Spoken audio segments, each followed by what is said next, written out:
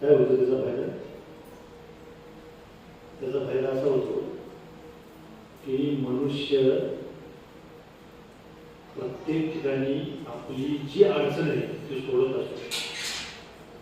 तर आपण हा श्लोक काय करू, वाचू आणि गायल्यानंतर काय करू, त्याचा अर्थ पाहू आणि संपूर्ण भगवद्गीतेतला हा अध्याय आतापर्यंत ह्या श्लोकापर्यंत काय सांगतो ते आपण पाहूया.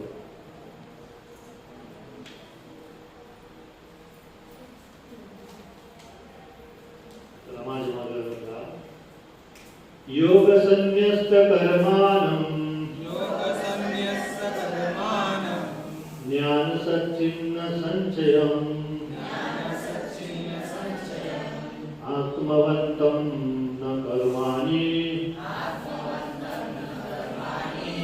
निबन्धन्ति संजय. योग संन्यस्त कर्माणं ज्ञान सच्चिन्न संचयम्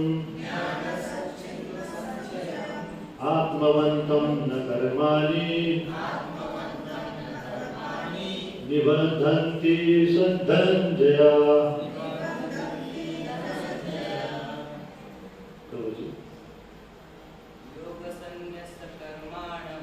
योग संन्यस्त कर्माणं ज्ञान सच्चिन्न संशयम् आत्मवन्तं न कर्माणि निबध्नन्ति संजय. योग संन्यस्त कर्माणि ज्ञान संशय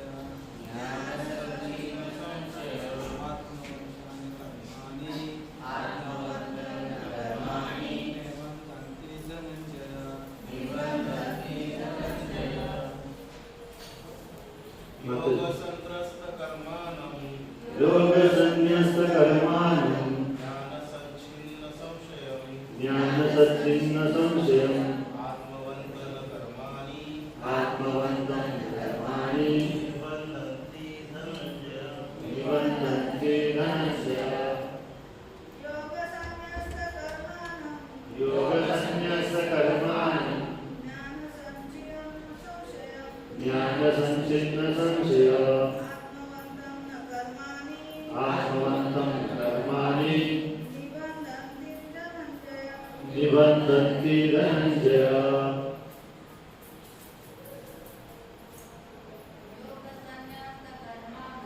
योग संन्यस्त कर्माणि ज्ञान सच्चिन्न संशयम् आत्मवन्तं कर्माणि निबध्नन्ति धनञ्जय. हरे कृष्ण. तर या जो हा श्लोक आहे याचा अर्थ आहे आपल्या कर्मफलाचा त्याग करून जो भक्ती योगयुक्त कर्म करतो आणि दिव्य ज्ञानाद्वारे ज्याचे संशय नष्ट झाले आहेत तोच वास्तविकपणे आत्मस्थित आहे. याप्रमाणे हे धनंजया तो कर्मबंधनांनी बद्ध होत नाही. याच्यामध्ये 4 गोष्टींचा उल्लेख केला. कर्मफल, भक्तियोग पूर्ण कर्म, दिव्य ज्ञानाद्वारे संशय नष्ट होणे आणि कर्मबंधनातून मुक्त होणे. या 4 गोष्टीवरती या श्लोकामध्ये चर्चा केलेली आहे. तर आपण त्याच्यावरती सविस्तर चर्चा करू. ओम ज्ञानतिमिरन्धस्य ज्ञानाञ्जनं शलाकया चक्षुरुन्मीलितं येन तस्मै श्रीगुरुवे नमः. श्रीचैतन्यमनोभीष्टं स्थापितं येन भूतले स्वयं रूपा तदा मह्यं ददाति स्वपदान्तिकं. वन्देऽहं श्रीगुरो श्रीयुतापदकमलं श्रीगुरो वैष्णवांश्च श्रीरूपां साग्रजातं सहगणा रघुनाथान्वितं तं सजीवं सागरं सावधूतं परिजनसहितं कृष्णचैतन्यदेवं श्रीराधा कृष्णपदा सहगणा ललिता श्रीविशाखान्वितांश्च नमो विष्णुपादाय श्रीमते भक्तिवेदांत स्वामी नामिने। नमस्ते सरस्वती देवे गौरवाणी प्रचारिणे निर्विशेष शून्यवादी पाश्चात्यदेशकारिणे। नमो महावदन्याय कृष्ण प्रेम प्रदायते कृष्णाय कृष्ण चैतन्य नामिने गौरते नमः। हे कृष्णा करुणा सिंधु दीनबंधु जगत्पते गोपेश गोपिकाकांत राधाकांत नमस्ते। तप्तकांचन गौरांगी राधे वृंदावनेश्वरी वृषभानुसुते देवी प्रणमामि हरिप्रिये। वाञ्छाकल्पतरुभ्यश्च कृपा सिन्धुभ्येव च पतितानां पावनेभ्यो वैष्णवेभ्यो नमो नमः। जय श्री कृष्ण चैतन्य प्रभो नित्यानंद श्री अद्वैत गदाधर श्रीवासादि गौरभक्तवृंद। हरे कृष्णा कृष्णा कृष्णा हरे हरे हरे राम राम राम हरे हरे।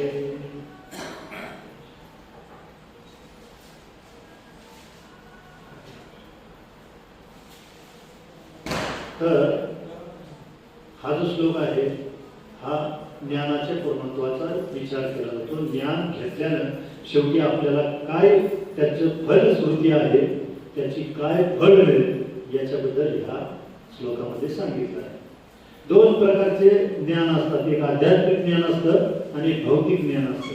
भौतिक ज्ञानाने आपल्याला काय मिळतं, दोन प्रकारचे यज्ञ सांगितलं, एक भौतिक यज्ञ एक आध्यात्मिक यज्ञ। मग सर्व प्रकारच्या यज्ञांचा जो काही मूळ आहे तो जो मूळ आहे तो भगवंतांच्या भक्तीपर्यंत जातो।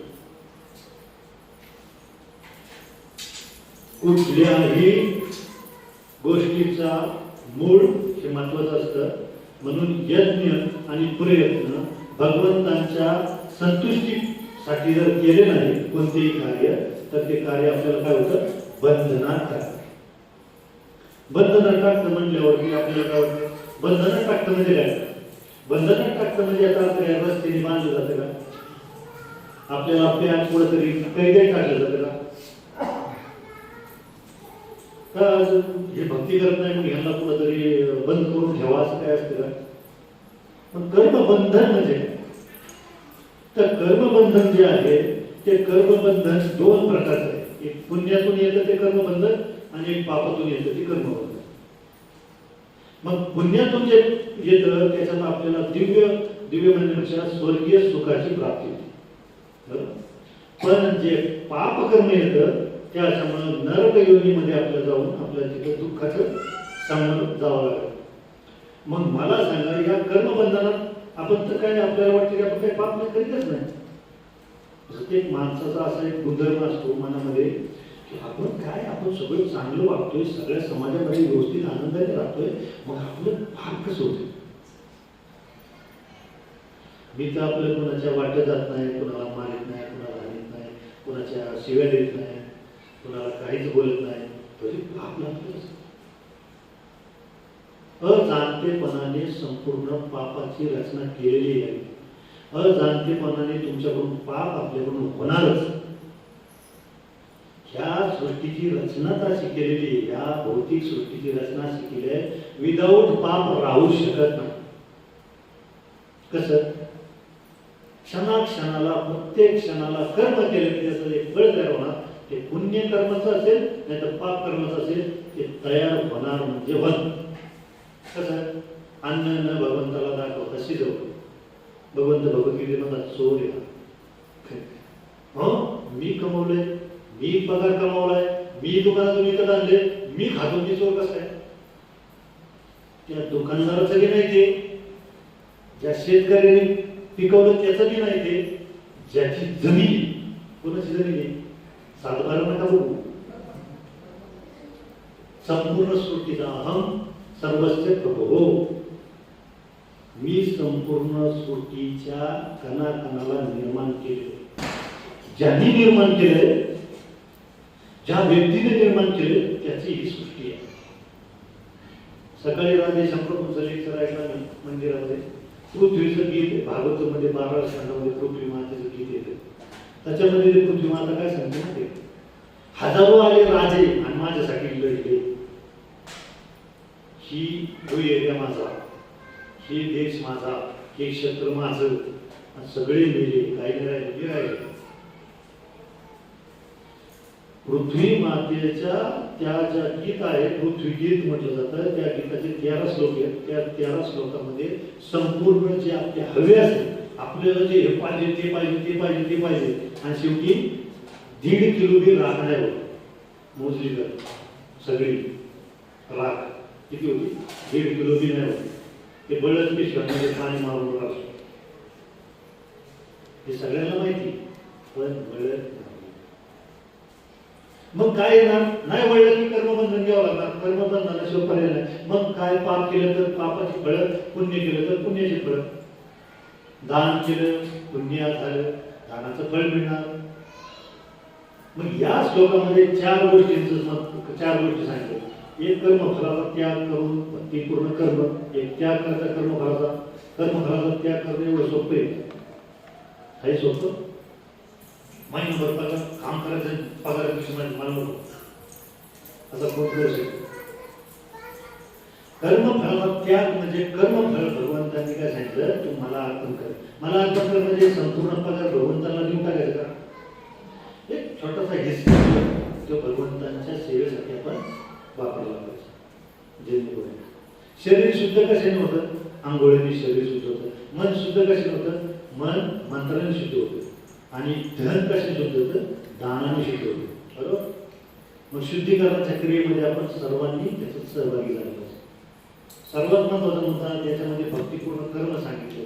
मग कर्म, भक्तिपूर्ण कर्म करायचं ज्ञान असलं पाहिजे. मग भगवंत अध्यायाची सुरुवात जी करतात ते काय सांगतात? मी सर्व ज्ञानाचा उगमस्थान. अर्जुनाला काय सांगतात सुरुवातीला, अध्यायाच्या सुरुवातीला? माझ्याकडून येते ज्ञान, मी देतो. कुणा देतो? सूर्याची देवता विवस्वानला मी दिली. तुला नाही आठवत, पण तुझे माझ्या असंख्य जन्म झाले. म्हणजे इथं काय सांगितलं?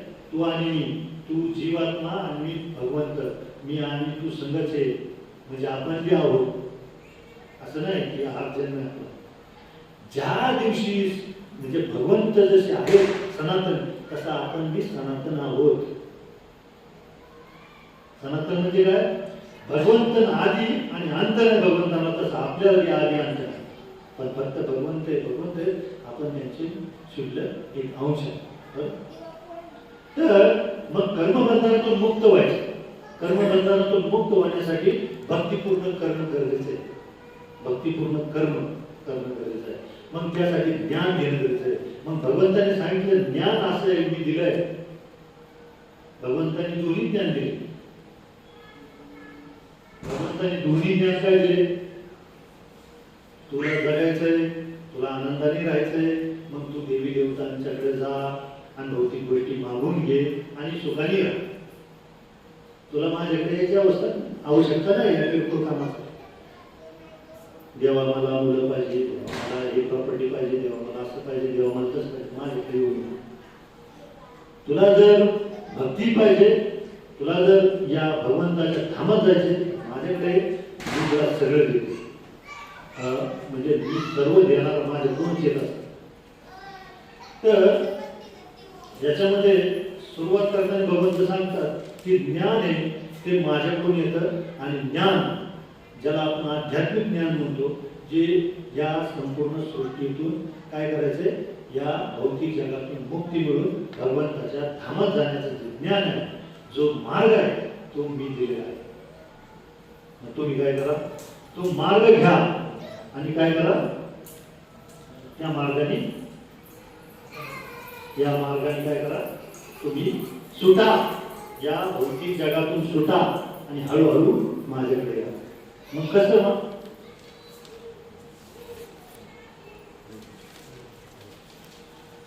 मग कसं सुटायचं? सिंपल वे सांगितलं. याच अध्यायाच्या 8व्या याच भगवद्गीतेच्या 8व्या अध्यायामध्ये भगवंतांनी काय सांगितलं, तुझे जे कर्म आहेत तस्मात् सर्वेषु कर्माणि, तुझे जे कर्म आहे ते कर्म कर आणि तू माझं स्मरण कर, म्हणजे युद्ध करता करता सुद्धा तू मला येऊन मिळशील.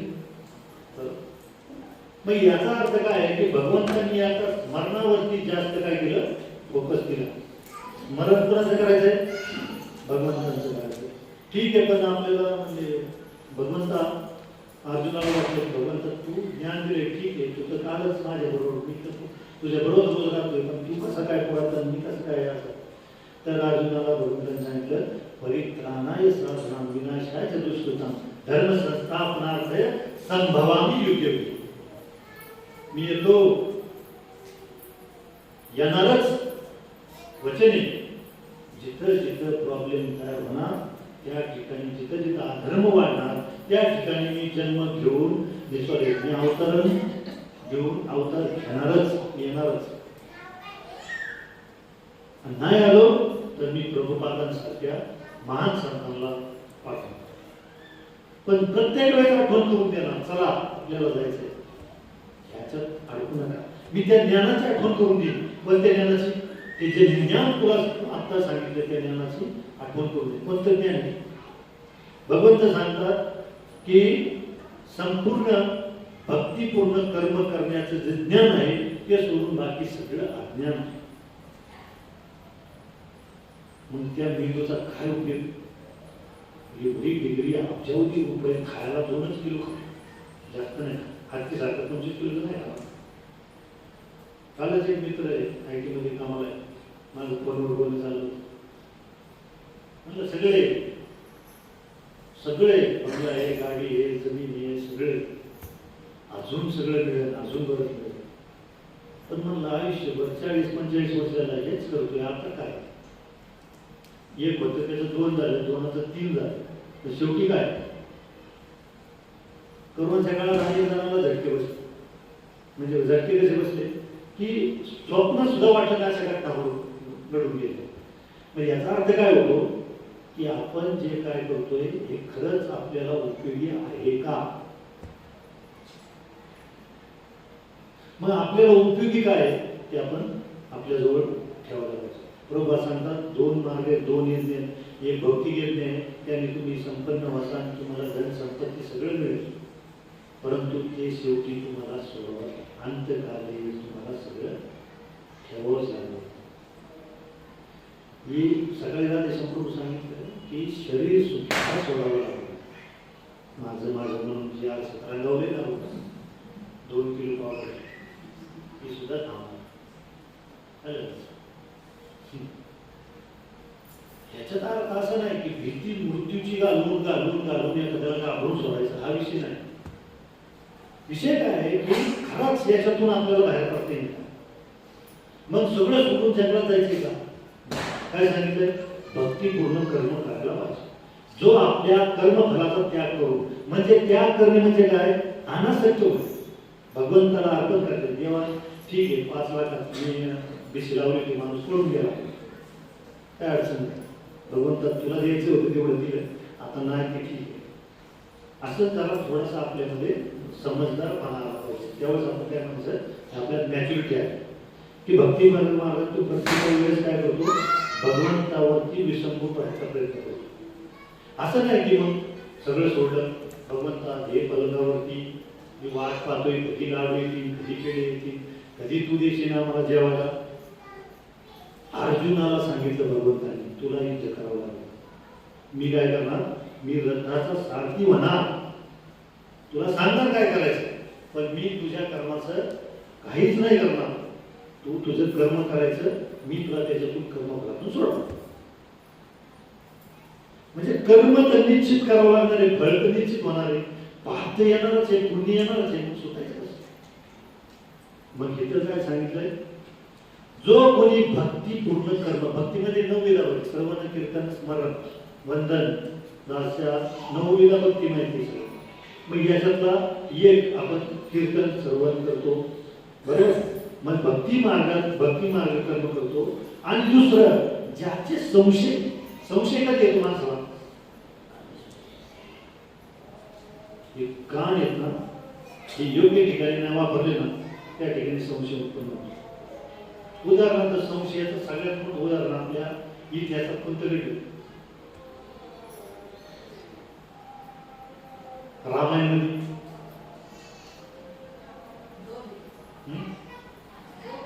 हा माताजींनी बरोबर किती भयानक गेले दोघेचं उदाहरण आपण पाहिलं.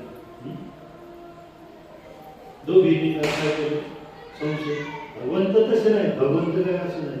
भगवंत हे जे आहे ते भगवंत आपला संपूर्ण समाज रचनेमध्ये धर्मानुसार सगळं सेट केलेलं आहे, त्याप्रमाणे त्यांना वागावं लागतं, त्यांना असं काही नाही. पण संशय उत्पन्न झाल्यानंतर असा विषय होतो की त्या संशय का होतो त्याचं कारण आहे आपल्याचं अज्ञान असतं. अज्ञान काय असतं? समजा एखादी गाडी घेऊन आपण फुल स्पीडने पुढे चाललोय, एखाद्या हायवे चाललोय फुल स्पीडने, पण आपल्याला अंदाज नाही आला, आपल्याला त्याचा काहीच कळलं नाही, तर समोरून आलेली गोष्ट त्याला आपण ठोकणार, बरोबर.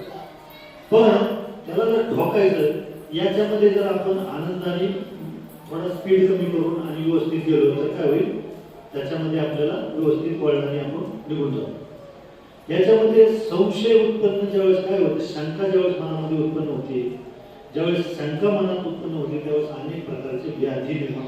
व्याधी कशा की तो त्याबद्दल गैरसमज करून घेतो मनाबद्दल, अनेक गोष्टी होतात त्याच्या मनामध्ये, मग तो भांडण करतो किंवा त्याच्या मनामध्ये अनेक विकार तयार होतात. मग ते खरं जे आहे ते बाहेर निघत त्याचा संशय निघत नाही.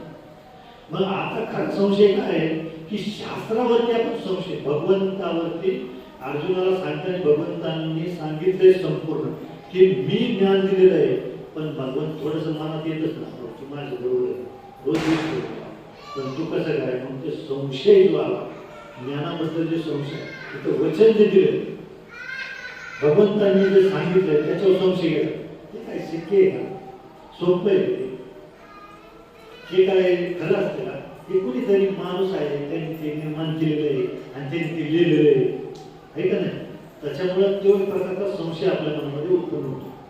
मग हा संशय जर घालवायचा असेल शास्त्राबद्दल तर आपल्याला यथेचे ज्ञान आलं पाहिजे. पण ज्ञान येण्यासाठी भगवंतांनी काय सांगितलं की तू काय कर, ह्याच अध्यायाच्या 34व्या श्लोकामध्ये काय सांगितलं? प्रामाणिक आध्यात्मिक तद्विधी प्रणिपातेन परिप्रश्नेन सेवया उपदेशयन्ति ते ज्ञान ज्ञानिन तत्त्वदर्शी. ज्ञान असं येणार नाही. अर्जुनाने ज्यावेळेस भगवंतांना अर्जुन ज्यावेळेस म्हटला आपण निर्दोषोपरसवा की मी तुम्हाला आता काय आलोय, शरण आलोय आणि तुम्ही मला मार्गदर्शन केलं. याच्यावर असं लक्षात येतं की आपल्याला गरज आहे, आपण गुरुकडे गेलं पाहिजे, आपण आध्यात्मिक गुरुकडे गेलं पाहिजे, प्रामाणिक आध्यात्मिक गुरुकडे गेलं पाहिजे आणि आपण विचारलं पाहिजे, त्यांच्यापाशी बसून शांततेने त्यांना विचारलं पाहिजे की प्रभूजी हे गुरुदेव की हे भगवंत आहे, याबद्दल तुम्ही मला मार्गदर्शन करा. आणि मग तो प्रामाणिक गुरु काय करेल?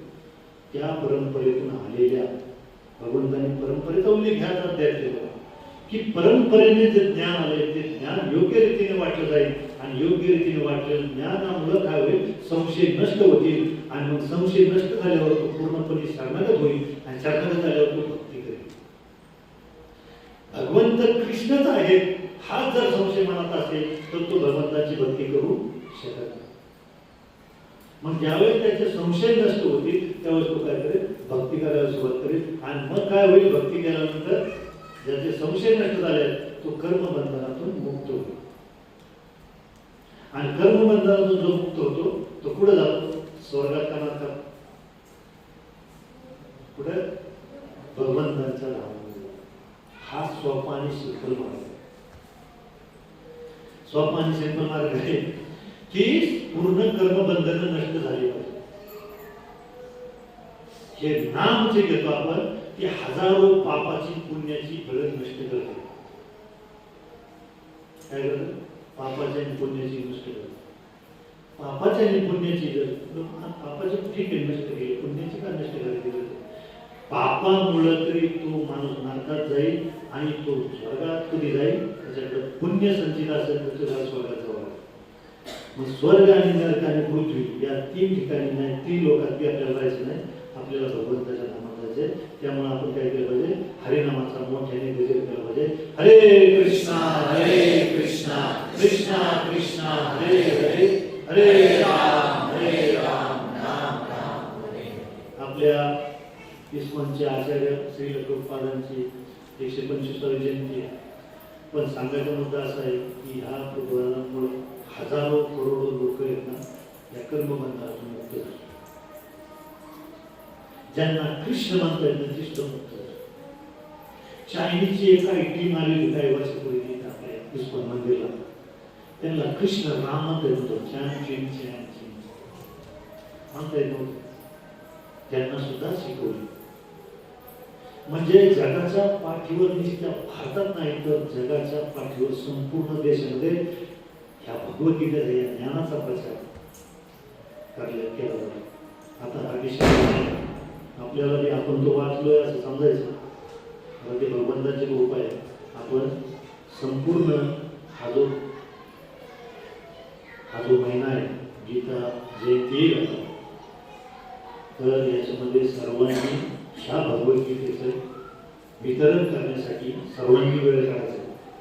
आणि हे आपण 125व्या जयंतीनिमित्त कमीत कमी 125 तरी भगवद्गीता वितरित करायचा संकल्प करायला पाहिजे असं माझं मत आहे. कारण आपण नायगाव सेंटरच्या माध्यमातून सर्वांनी त्या पद्धतीनं थोडं तरी बुक डिस्ट्रीब्युशन करायला पाहिजे. कारण प्रचार करणं हे आपलं मेन कर्तव्य आहे.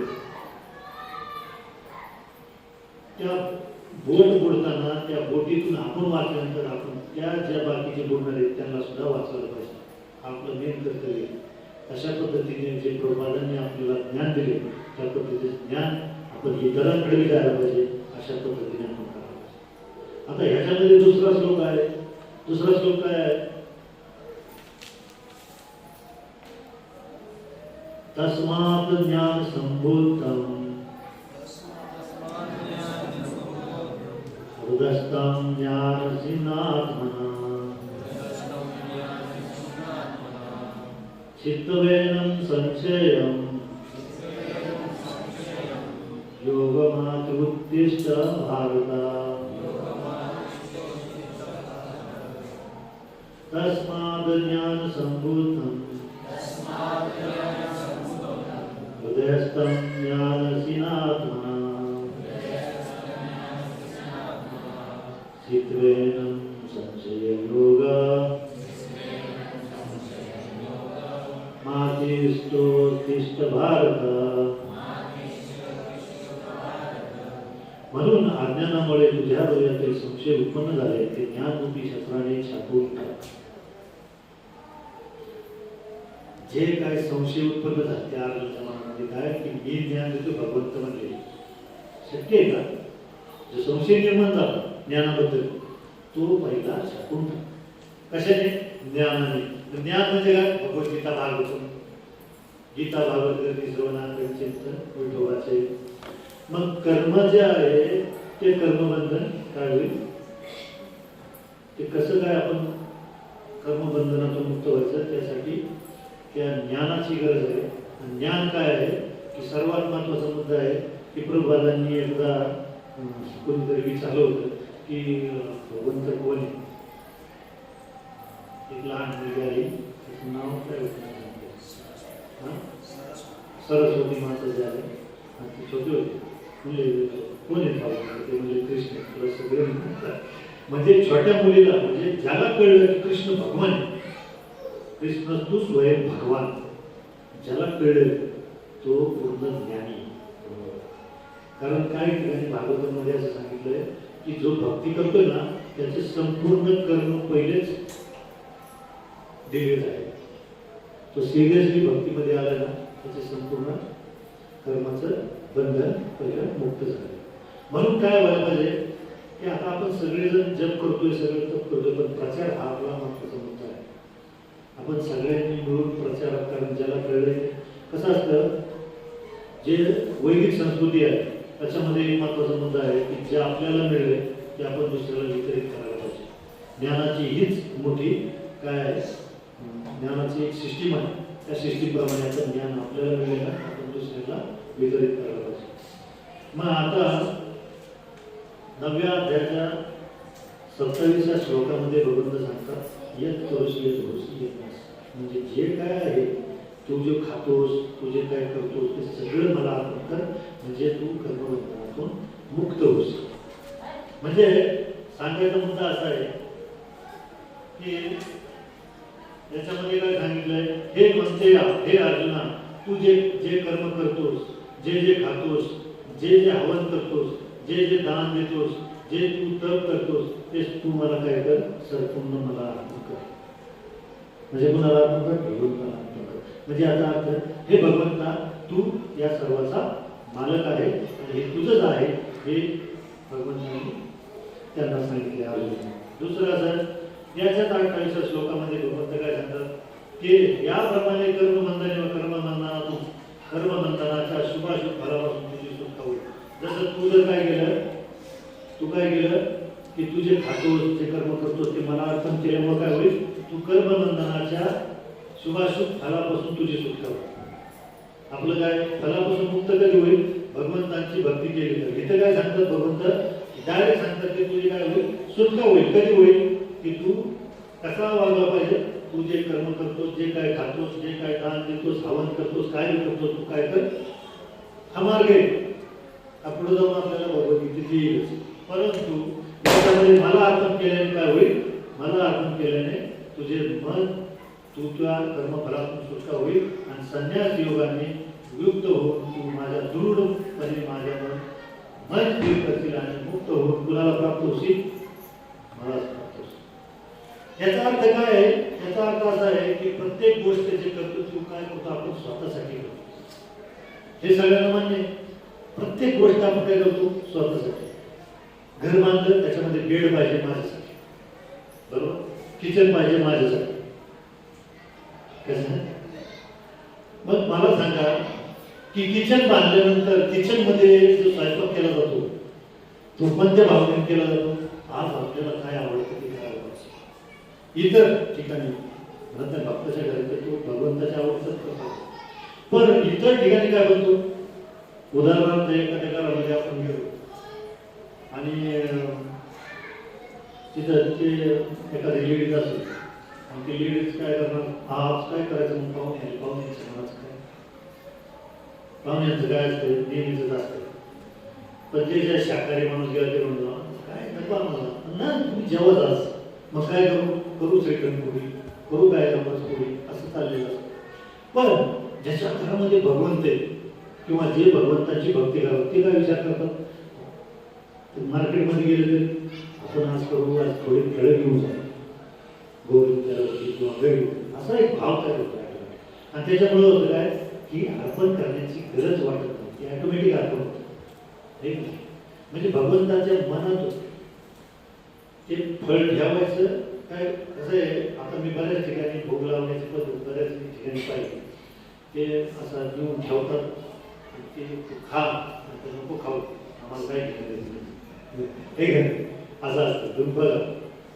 आणि काय करतात, काय जण वाटी ठेवतात, अशी छोटीशी वाटी ठेवतात, का बाबा आणि तुला ठेवलं फोटो.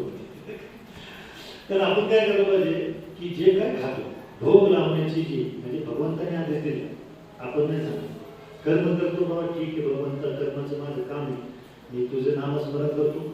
8व्या अध्यायामध्ये तुम्ही सांगितलं की आपण नामस्मरण करा, मी नामस्मरण करतो, तुमच्या पद्धतीने माझं स्वधर्माचं पालन करतो. याच्यात यश अपयश येईल, भगवंत सांगतात माझ्या भगवद्गीतेमध्ये सांगतात यश अपयश स्तुती निंदा याच्यामध्ये तू सुख दुःख जे येईल त्याच्यामध्ये ते कसं आहे, उन्हाळा पावसाळा येण्याप्रमाणे याप्रमाणे सहन करत जा. काही दिवस तू काय 200 वर्ष जगणार नाही, कोणत्या ह्याच्यात 200-300 वर्ष जगणार, सहन कर थोडे दिवस, सहन कर. सहन केल्याने काय होईल, तू ऑटोमॅटिक माझ्या घ्यायचं. तुझं म्हणलं नाही, मला त्यांनी परवा शिवी दिली, मी त्याला 3 शिव्या दिला, सहन नाही केला, 3 शिव्या दिल्या, तिकडून दांडू घेऊन त्याने दांडू आणलं काय होणार, खाली दांडू घेऊन जाईल. मग ते म्हणून दांडू काय आता तलवार घेतो, तलवार घेते आता काय दोघांच्या भांडणामध्ये नुकसान होतं. थोडं संधी क्रोध कोणाला येत नाही, क्रोध सगळ्याला येतो, परंतु त्याच्यावरती थोडंसं नियंत्रण आणायला पाहिजे. जगामध्ये क्रोध हा हनुमानाने व्यक्त केला, रावणाचा विरोध लंका पेटवला. अर्जुनाने तर किती मारले ना गॅरंटी क्रोध व्यक्त केला, पण भगवंताच्या सेवेमध्ये क्रोध व्यक्त केला नाही. पण आता कसं आहे, जे मी काय करणार आहे ना ते आपण भगवंतासाठी, भगवंताच्यासाठी एक बेस्ट वे म्हणजे कसा की जर आपण जे काय खातो ते जर आपण भगवंताला अर्पण केलं आणि ते जर आपण प्रसाद म्हणून घेतला तर याचा इफेक्ट असा होईल की जे काय करतोय मनुष्य फक्त खाण्यापिण्यासाठी करतो, मग ते कर्म ऑटोमॅटिक ते अर्पण होतं. म्हणजे जे खातोय आपण ते जर भगवंताला अर्पण केलं तर सगळं काय काय यासाठी करतो, मनुष्य जीवनामध्ये जे कष्ट करतो ते कायसाठी करतो की त्याला संध्याकाळी जेवण मिळलं पाहिजे. असे काही लोक आहेत त्यांना संध्याकाळी जेवण मिळत. रजत शर्मा आपकी अदालत कार्यक्रम त्यांनी त्याची स्टोरी सांगितली. म्हणलं 10 माणसं होतो का, 10 बाजाराची खोली,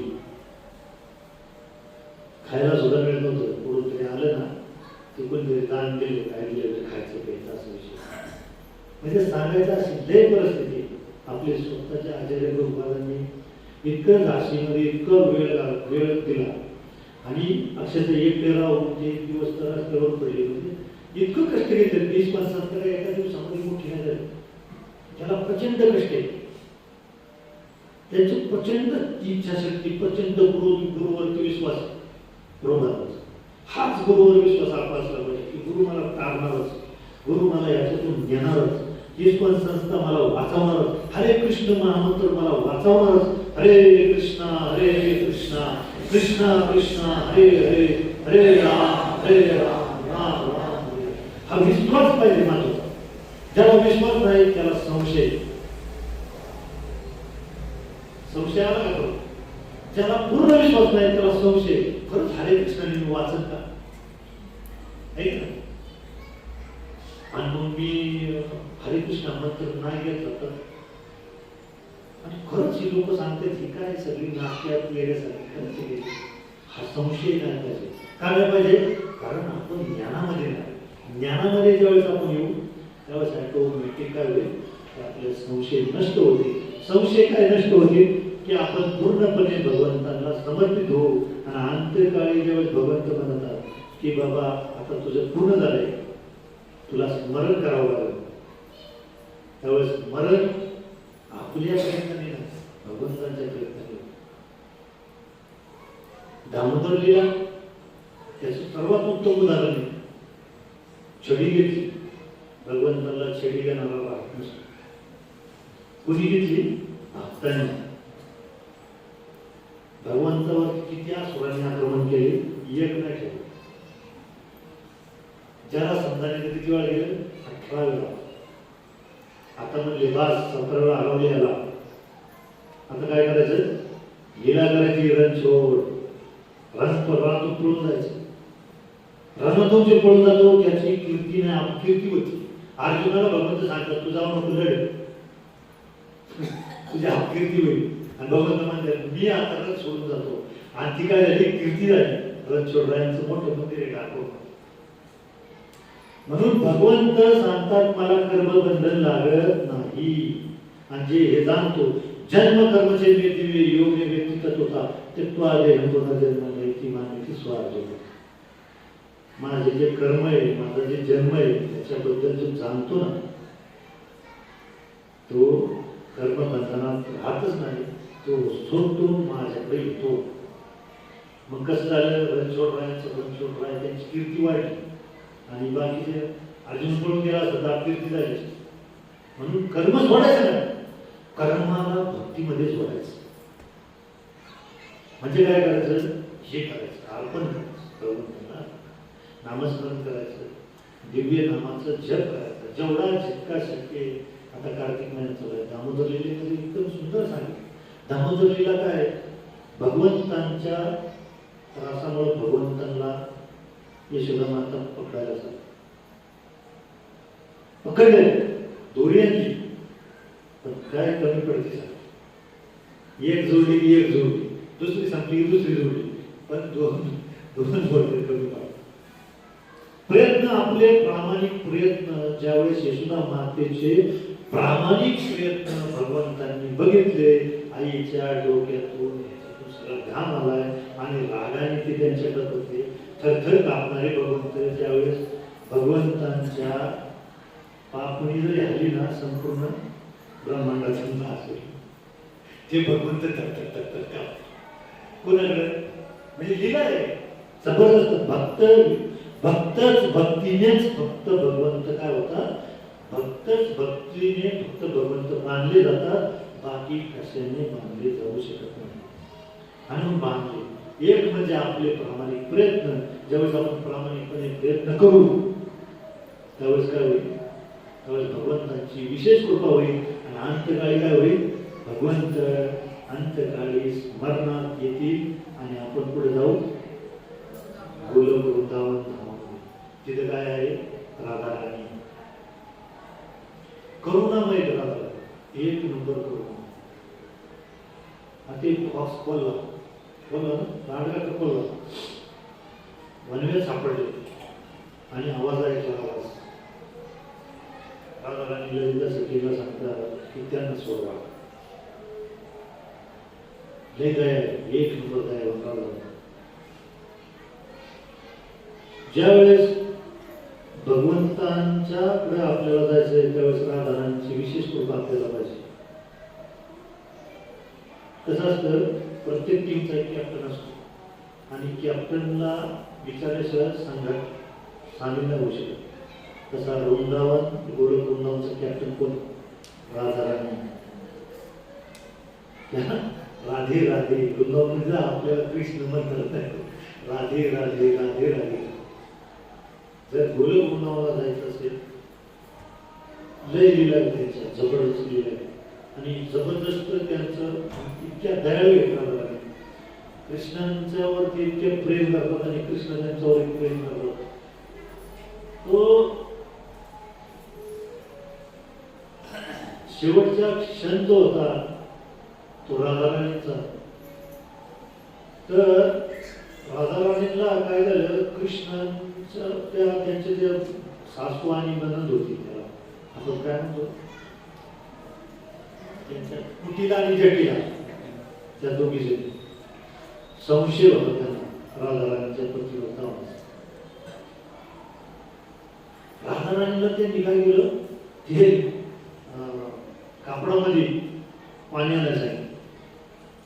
राधाराणीने कापडामध्ये पाणी आणि जेटीला कुटीला लहान करायचं.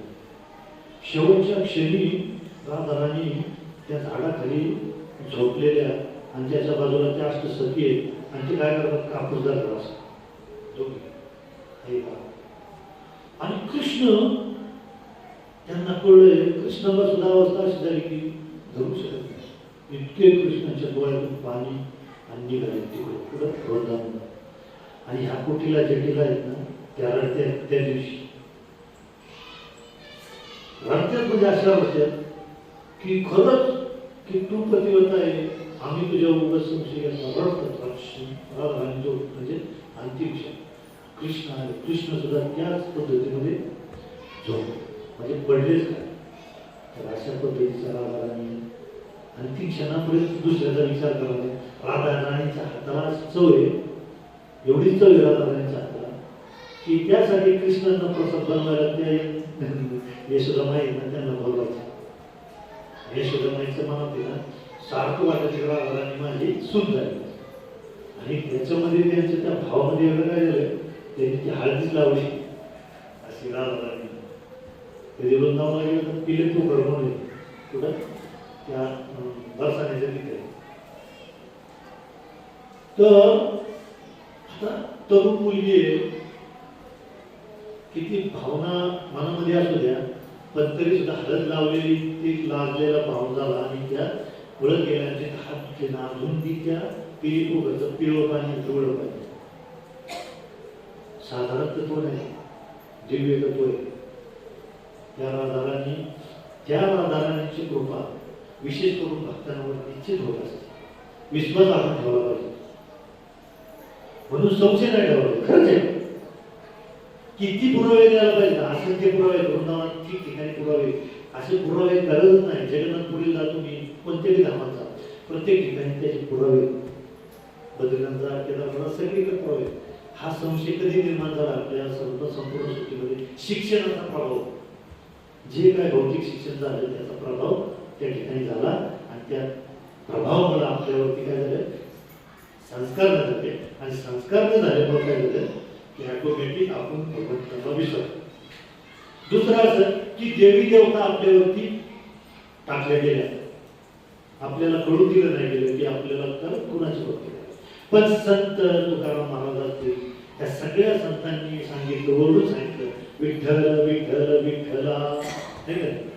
म्हणजे सांगायचा मुद्दा असा आहे की आपल्या ह्या श्लोकाचा मेन अर्थ असा आहे की या श्लोकाचा मेन अर्थ आहे की ज्ञान घेतलं पाहिजे, प्रामाणिक गुरुकडून ज्ञान घेतलं पाहिजे, आणि त्या ज्ञानाने काय होईल, आपल्याला भगवंताची भक्ती प्राप्त होईल, आणि भक्ती प्राप्त झाल्यानंतर आपण काय करू, आनंदाने भक्ती करू, आणि भगवंताचं नामस्मरण करू, त्या भगवंताच्या धामात जाऊ. निवांतपणे, नितांत, शाश्वतपणे, निसंशयपणे आपण काय केलं पाहिजे, भगवंताचं नामाचं गायन केलं पाहिजे, आणि भगवंताचं धामात गेलं पाहिजे. हरे कृष्णा कृष्णा कृष्णा हरे हरे, हरे राम राम राम. फार फार धन्यवाद. हरे कृष्ण.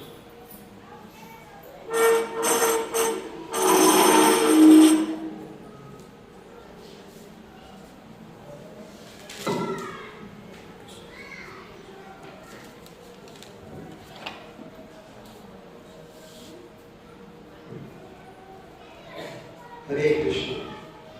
तर आज आपल्याला श्रीमान श्रीमद गोपाल प्रभू यांनी श्रीमद भगवद्गीतेच्या 4थ्या अध्यायातील शेवटचे जे 2 श्लोक आहेत, तर त्या श्लोकामध्ये त्यांनी कशाप्रमाणे